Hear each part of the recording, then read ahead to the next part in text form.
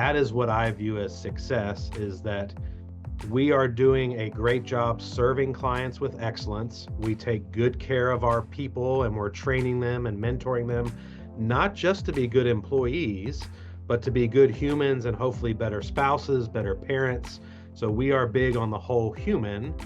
And then if we are doing that well, we should be profitable so that we can invest more money in the communities we serve. So those are the great days, is when someone else in the company has a great win, a client shares a success story or tells us we're doing a great job, and I'm meeting with some of our non-for-profit partners in our ministry arm or our 501c3 Lionheart Charities, and we're able to impact their non-for-profit doing good work in the community.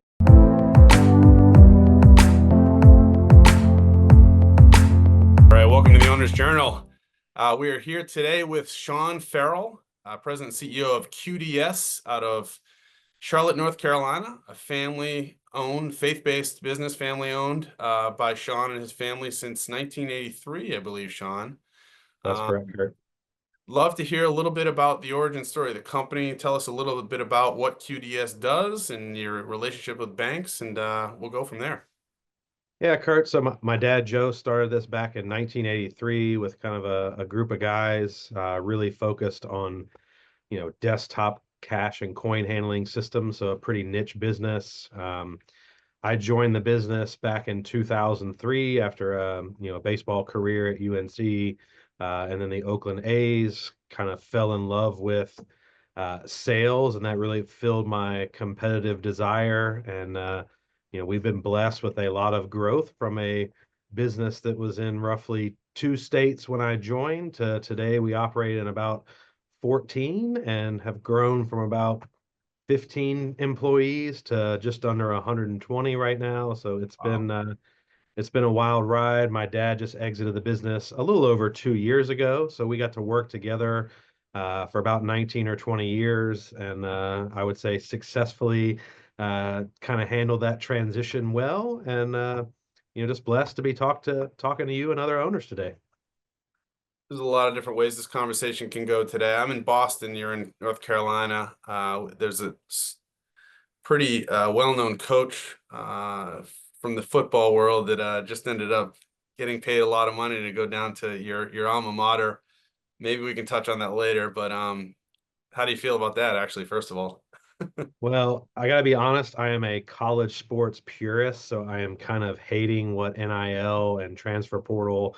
I really believe they're wrecking college sports, but Yeah. what they've done with college, I think, Belichick's concept about how he wants to run the program, I think is probably more aligned with where things are today, and just the transfer portal and NIL money. I mean, it's basically become the minor league. So it sounds like we got a great guy, and we'll see how the program takes off from there. We're going to leave it at that. We're going to leave it at that. I couldn't help myself there.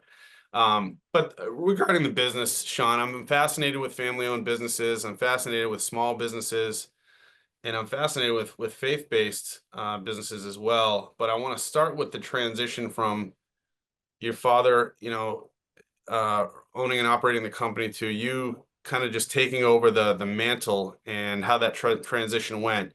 Typically, when these things happen, it's a family business. There are other family members involved. In your case, I think it was just you, but there's always another key person in a small business that helps the place run. And how did that whole transition go between you and maybe another key person, or two or three or four, and some of your lessons learned there? Yeah, I mean, I think I would say I'm lucky that I was an only child, which simplifies the process. You don't end up stuck in a lot of the sibling drama that can happen, especially if some are in the business, some are not. So that made it a little bit more of a streamlined process. I'll give Dad a lot of the credit. We worked together for a long period of time, and as we got probably maybe 5 years out, 10 years out, I was pretty diligent about talking about succession planning, and you hear that all the time of people just don't plan far enough in advance. So we had some of those conversations, and I think he did a really good job allowing me to. He's like, ultimately, this is going to end up being your decision soon. So, we were blessed that we did not disagree often. But if there was an instance where we had a disagreement, he would normally default to ultimately, it's going to be your decision. So I think that made the transition smoother because it had been happening for a period of time that I was essentially running it with his advisement. We kind of ran it as a team, but he really allowed me to make some of those key decisions and supported me in that process. And I think as a second generation in any business, you're always worried a little bit about the kind of silver spoon type, Right. perception. And so I had worked my way up from the sales side, had taken us into some new ventures. And so I think there was a good period of time that the company had gotten used to the injection of speed and growth that primarily had come kind of from me. So I think it was a little more natural than, I was working in the mailroom and then, next year I'm the CEO of the company. So I think having a good run from, I think I had 10 years before I got named our CEO, and then probably another 8 years where we kind of co-ran it with him being president and me being CEO. That's great. And that's the key. You mentioned 5 to 10, or you mentioned 10 to 12 years out, he started thinking about the succession plan. I mean, usually it's a good rule of thumb is at least 5 years out. You got to start thinking about this stuff, right? But if you're 10 years out, that's really insightful on his part. That's really good planning on his part, and that's the key. It can't be a surprise to those around you, and in the One, office next to you, smiling. one, Why one of us may have been pushing harder than the other, right? Somebody's going, hey, we're growing a lot and I'm not necessarily benefiting from that. Should we talk about this succession planning? So let's just say I was pushing him maybe a little harder than he thought of in advance, but he did Right. a phenomenal job walking with me in that process. It's great. Well, let me talk a little bit about the business and the nature of the business that you're in. It's fascinating to me that your clients are banks and credit unions.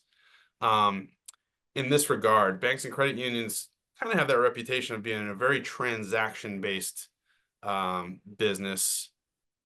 Or is it just my theory that it's hey, it's all about the transactions. You're in there, you're talking to a client for a few minutes, and then they're out the door.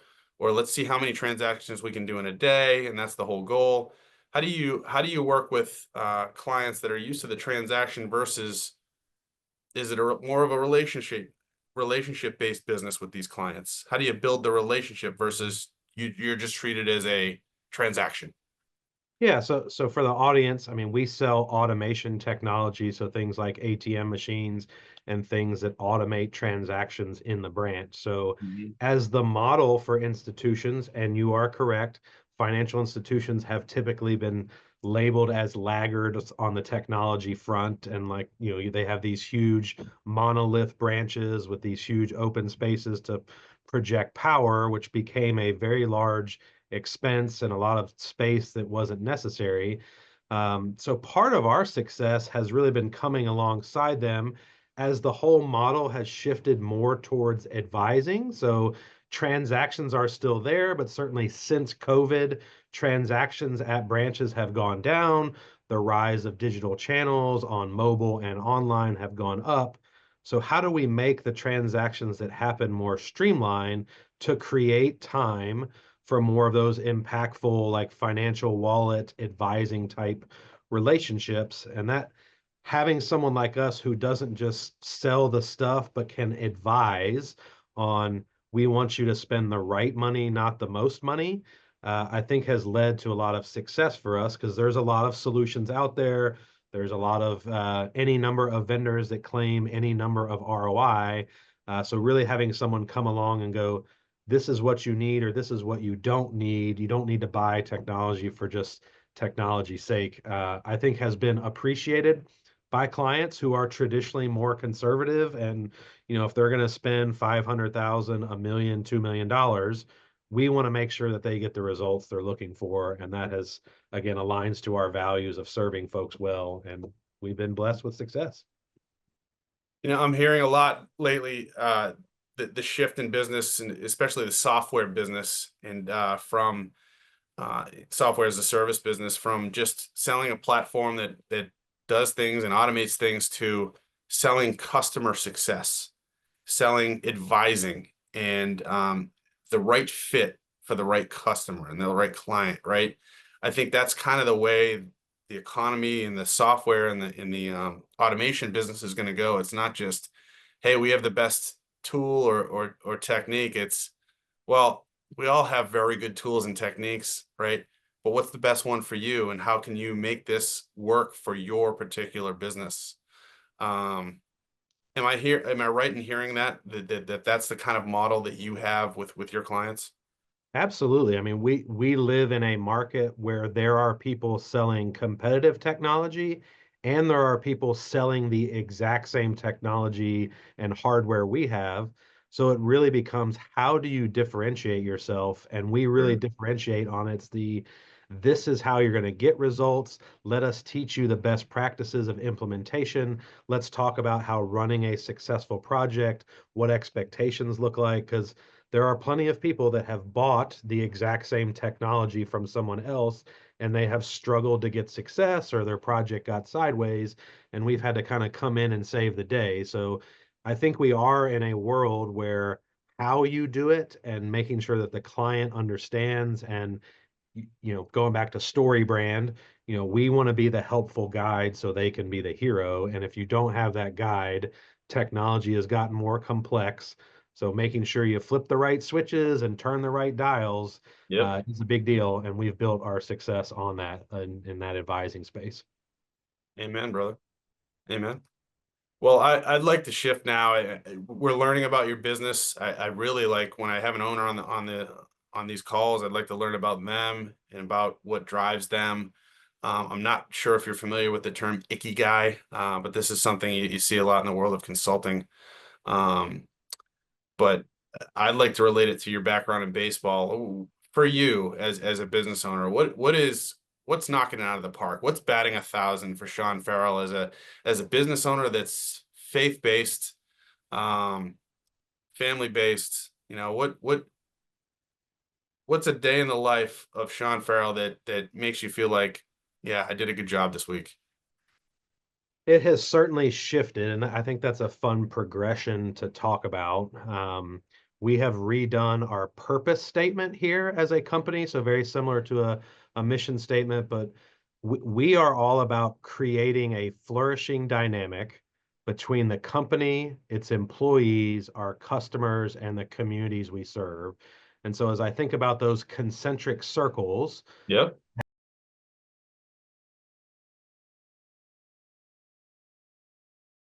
that is what I view as success is that we are doing a great job serving clients with excellence. We take good care of our people and we're training them and mentoring them, not just to be good employees, but to be good humans and hopefully better spouses, better parents. So we are big on the whole human. And then if we are doing that well, we should be profitable so that we can invest more money in the communities we serve. So those are the great days is when someone else in the company has a great win, a client shares a success story or tells us we're doing a great job. And I'm meeting with some of our non-for-profit partners in our ministry arm or our 501c3 Lionheart Charities, and we're able to impact their non-for-profit doing good work in the community. And I say the progression is an interesting story because we all have origin stories. I grew up kind of having a chip on my shoulder because I went to a private school. It was always the public school players were better, and your numbers don't count because you play in private school. And all of that has kind of built into I wanted to be successful and I wanted to be the top salesperson.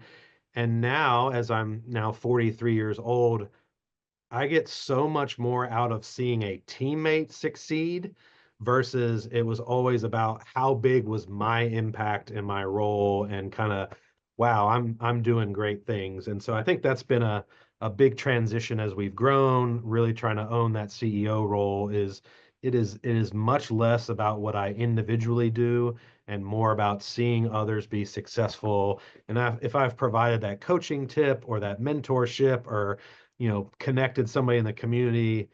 Those are the things that really drive me to see us successful.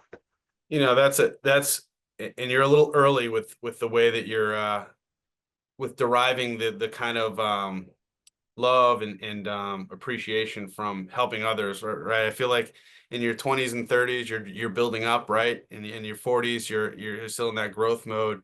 Your 50s, and this is not a blanket statement for everyone. That's usually when you're like, all right, let's mentor, let's give back, let's show the others, and your wins are derived from team wins or from others' wins that you've mentored. You're early for that, and that's great that you're getting that feeling at such a young age. And I think it's probably speaks to where you're headed next and some of the things that you're looking to do in your next phase. Which, maybe we can talk about on another call. Maybe this call, maybe another call. But yeah. So batting 1,000 for you is helping the community, helping the folks that you're mentoring, and helping others that are working in your organization. It sounds like to me. Absolutely. And there's challenges every day. And certainly when you talk about what are the biggest challenges in a business or in a business that's growing, it's people and it's processes. And so even as a faith-based business with a strong culture, we have been very proud to win a top workplace award the last 2 years. But at my level, I can't always touch every single person. And so it is incumbent to build processes and have an intentional approach. You pour into leadership and you hope that leadership is communicating effectively and the translation works. And that isn't always the case. So those are always things that we're working on is how do we communicate better? How do we make people understand the efforts that we're going through? How do we make them understand why the culture is so important and how to operate in that culture and be humble enough to take the feedback of, hey, over here we've gotten a little off the rails and we're going to make some adjustments or people just aren't seeing this is working. So how do we get that back on track? So that's a lot of what I spend my time on is that culture. And unfortunately, I'm one of those people that likes to be liked, and I've had to learn how to prioritize respect over being liked. And you can't give everybody ice cream every day. So, really learning those processes and communication pathways to ensure people are seen, heard, and valued is a lot of where I spend my time. How important is feedback when you're in management or in leadership? Giving it, getting it. Uh, I believe it's super important. I describe myself as a feedback junkie. You have to create that environment that people are comfortable sharing it. And that has been one of the challenges with growth is as you get further away, less of that feedback makes it to you, or people don't know you as well. So your title prevents you from getting that direct feedback. So it's constantly reinforcing, look, hey, I make mistakes every day too. And our team probably gets tired of hearing this, but I say, hey, I make mistakes all the time too. Mine are just more expensive. So that normally results in a laugh and people feel a little more comfortable about making mistakes. But you got to have those pathways to get that feedback. And it is very incumbent on the managers and leaders to make sure that they are creating a culture that people can be truthful and transparent. I try to lead with transparency. We are very transparent how the company is performing and our good, bad, or ugly. And so I hope that that creates the environment that people feel comfortable returning that. But I don't think you can survive without a good feedback loop and system and that it's honest as opposed to this is what I think these people want to hear. It's very interesting. I also wonder in some of these calls I meet with CEOs that say one of my biggest challenges is determining the right fit for an executive position or the right fit for the company. Resume looks great. Uh, the first conversation or the interview was good, but how do you know? Like, how do you know that they're gonna be on board with helping the community? How do you know they're going to be on board with sharing wins with others and not just saying, how much can I sell today and be, how much can I stand out versus QDS, the community, Sean, and the people that brought me into this business? Uh, That's an honest, tough challenge, Kurt. I don't know that I have a silver bullet. We went through that process this year, so I brought on another executive team member, a chief revenue officer in January, as I was leading the sales team, and that was a hat I needed to take off. And so this was someone I knew from our industry. Had spent a lot of time in financial institutions, was tired of being in corporate America, where his faith wasn't exactly allowed to shine through. So there was a lot of conversations in that process around who we are, how we're going to act, and just how we make decisions. And anytime you introduce a new executive, I think there's always chances for friction, and all three of our executives are aligned on the faith side, but you end up everyone kind of staking their flag in their sandbox, or where are we going to have friction? And so I've tried to be very intentional with things like executive retreats, making sure everyone's kind of learning the personal side of one another. Like we all have the same mission and passion for the company to be successful, to give back to the community.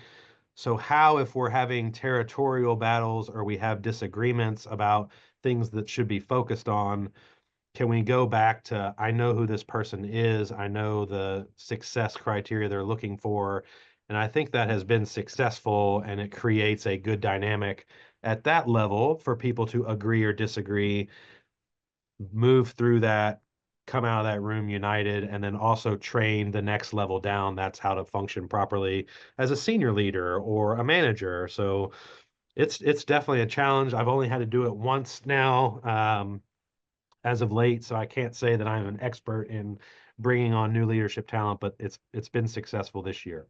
It's a tough question. It's a loaded question, and it's not one that you can answer on a 30-minute podcast, right? How do you hire right and know that you have the right fit when you don't know, when you just don't know. You just can't know, right? Right. You don't. So the retreats are interesting. I find sometimes when you're out of the office, something happens that doesn't happen in the office. People are a little more open and transparent. However, I also find that if the CEO's in the room, or in the uh, you know around the campfire, wherever you're doing your executive retreats, right? People aren't always 100% open, right? Because the boss is there and they're not sure how the boss is going to respond. So how do you get around that on your retreats? Do you sometimes take a step away, or do you have your executive team or your management team um, do breakout sessions? How do you manage that?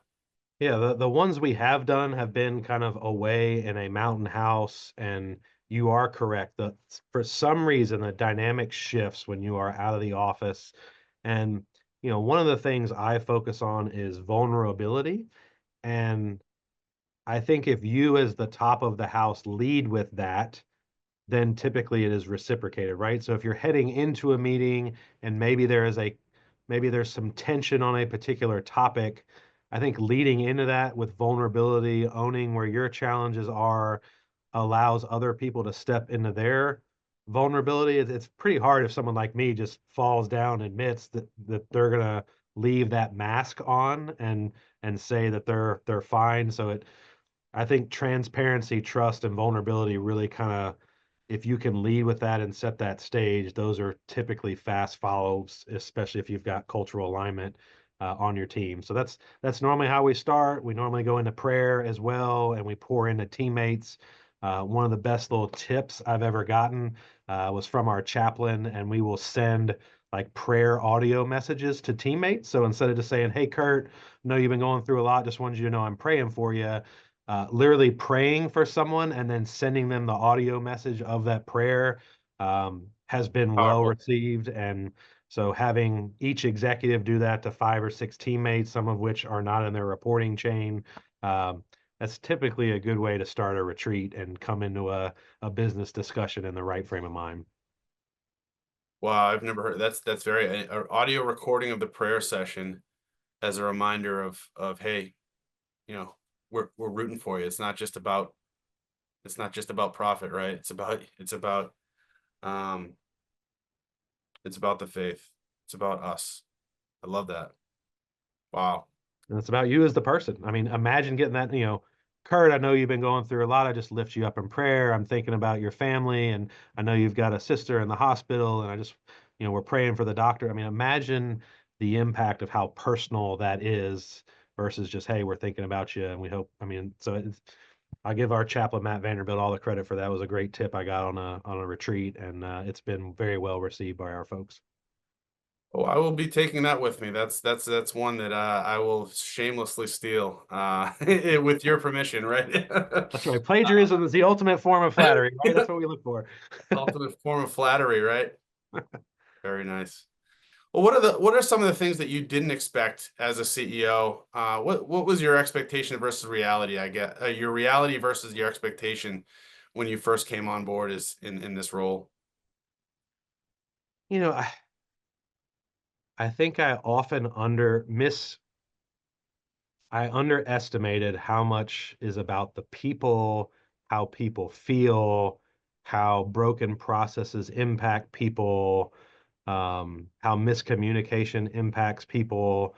So you feel like you're very capable of communicating clarity and hey, Kurt, I told you A, and then they do B because they heard B. And it's like, how did you get B? We spent 30 minutes talking about A and you did B. And as you scale and you have more people, the running joke of that game of telephone, I was surprised at how often the message misses, gets twisted, gets misunderstood. Then people get upset, or we put a new policy in place to represent fairness, and then people think it's too strict or too fair, or somebody messed up, which is why this policy had to go in. And so I think that has been one of my greatest challenges as a people person, a connector. I really struggle with the formality and the process and the policy. So I've definitely got people on my team that's what they do, but I don't like anyone upset, and that is it weighs on you if you're a people person of having anybody upset. But I've had to learn how to deal with that. I'm hearing communication. Communication was your biggest um, surprise. I think you get to a point where you're like, I think I'm a good communicator, or I think I'm sharing this in the right way, but it didn't land for some reason. Maybe it just didn't land. And part of that, I think, as an owner, is you don't realize how powerful your words are to the people that you work with. And you walk in the room and okay, they're a little sometimes they can be a little tight and a little scared about what you're going to say, and maybe they just miss the first few words, and those were the most important words that you said, Yeah. right? So taking a step back and thinking about the power dynamic, and trying to neutralize that a little bit, and warm up and sort of ease into a conversation. I think I've found um, is helpful for the owners that I work with. Just having them shift the way that they think about what they're saying and the impact of it. Totally agree with that. We talk a lot about the leadership wake, and people don't understand. Often they don't have the awareness of the wake they lead as leaders. But I would say another lesson on that communication front is I'm always surprised how often you have to communicate it. Um, and these are personal frustrations. I invest a lot of time in video communication because I think Yeah. it's important for people to see me, see the emotion. We're spread out across 14 states, so it's a way that I try to connect people that we're still a whole company because there's roles you can definitely feel like you're on an island. And now that we're at roughly 120 people, and when I see like 70 people have watched the video, that's like, all right, so I just gave a 10-minute company update, everything that's going on. Then I go out to the field and someone asks a question. And it's like, did you watch the video from two Yep. days ago? Like I told you exactly how we made that decision Yep. and Yep. why we did it. Oh no, I hadn't gotten around to it yet. So it's like you got to hit them with video Reps, and written reps, and reps, reps, reps. Just like baseball, right? correct. How did Ted Williams hit 406? He didn't just pick up a baseball bat and hit a home run. I'll tell you that. So I have been surprised how often you have to continue to communicate vision, decisions, because you assume you communicate it well once and they got it, and that is not the case. Yeah, it's constant. It's constant. That's very insightful that you've learned that though, and that you've you've changed your ways. As a leader, as an owner, you have to flex. You have to flex your behaviors and your personality style based on the situation, based on the person that you're communicating with, right? You're not Absolutely. always going to be seeing eye to eye with an employee or with a business partner. You gotta get used to how they communicate and how they listen and how they understand what you're saying, and the way to deliver a message to them. It might be completely different than from the person that you delivered it to yesterday. Absolutely. Yeah, I mean, I've found that quite a bit with the clients that I've consulted with over the years, and it's got to be reinforced. Sometimes you forget it. You forget it. Fascinating. Well, tell me a little bit about some of the things around the corner. Like some of the things that you're looking to do 6 months out, and or maybe a year out, that you're excited about, that you can start painting as a leader. Vision is important, right? Some of the things that you're looking to get done or to get into next in the business or outside the business. Yeah, I mean, our theme this year was take the lead. So we really wanted to be the leader in what we do in the market and have had success in that this year. We also were very focused on leadership development, and we had a program for high potentials and emerging leaders. So certainly as a growing company, we are looking to continue to invest in people that are, starting their leadership journey or maybe a step even before leadership to build bench strength.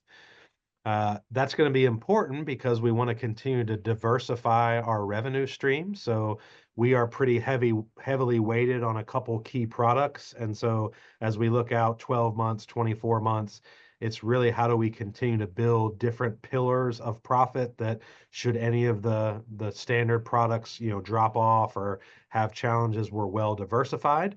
So that can take different leadership, it can take different strategy, different metrics. So we're doing a lot of evaluating of how do we diversify without diluting, right? We don't want to, bolt on a business or go into something new and we think it would be great and, we're not good at it. We are very big believers in being best in class in what we do. So you kind of run this dynamic of you want it to be complementary and but it still needs to be diversified enough. So really evaluating those business adjacencies and what can we find to continue to build recurring revenue and things like that as we walk alongside and develop our people.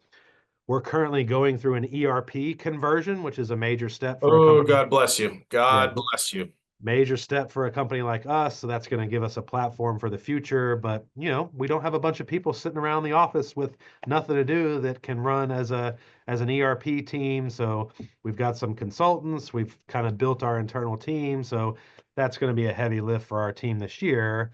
For But sure. when we get on the other side of that, we'll have data and processes and things that will really help guide the business to the future. You got plenty on the plate. You got plenty of stuff going on.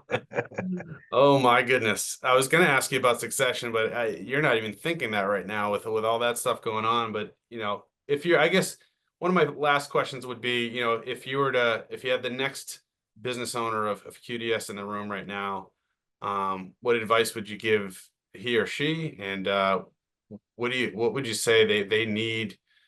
Um, you'd want to make sure they had with them, maybe that you didn't have with you when you started. That's a good question, Kurt. I certainly would want to equip them with the heart for the people. I think that is really what makes the place run and is going to differentiate it from other businesses in our arena. Um, I think potentially you got to have a good backbone and you have to be a super effective communicator. So I don't think we could have an introvert or someone who can only talk the numbers. I think someone that can engage people, inspire them on the mission. Those are things that I focus a lot on is that inspiration piece because at the end of the day, I believe the economy in the last little bit is moving from transactional to relational. So we're coming out of that great resignation where people said, hey, I can go get a bunch more money, or I'm tired of this corporate America job. And you had this big shuffle. And I think people have figured out while money is important, and certainly with inflation the way it is, money is important, but they are starting to value, hey, I'm working with a company that's got missions and values that I align with. I can take my talents and be on a mission with them. I enjoy the people I work with. So yeah, I might be able to make 10 grand more over here, but I really like my team, and my team is focused on excellence. And I use the phrase eagles want to fly with eagles, or thoroughbreds want to run with thoroughbreds. So we're trying to build a Super Bowl team, and that is naturally a talent magnet. People like to be around other people who are doing good work. So those would be the things I would coach my successor on, is continue to build an environment that, celebrates excellence, is always looking for continual improvement, that can communicate at a high level and set an inspirational mission to go after, and use what the business is doing well to impact the community in a positive way. I hope you find that someday. It's you're 41 years into the business. I hope you survive, 41 more, and thrive in the next 41. And even if it's in a different area of the business, right? Because things are constantly changing, constantly evolving in every industry with AI and with automation. Now, I think the way that business is done, the way that business is evolving is really really sped up in these last few years. So I wish you the best of luck. This was a great conversation. I learned a lot, Sean. I hope you enjoyed it as well. Let's do it again.